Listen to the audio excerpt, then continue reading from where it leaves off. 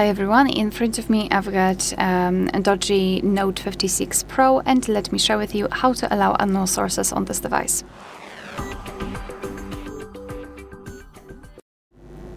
So let's begin with opening the settings, and here we need to scroll and find the apps. Then scroll all the way down and localize special app access.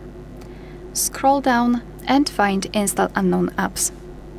So as you can see here, we've got the apps which are allowed or not allowed to install some content, and of course we can change it. So let's pretend I'd like to download something from Chrome, so from my browser. So all we need to do is to find it in the list, tap on the switcher, and now the Chrome is allowed to install something.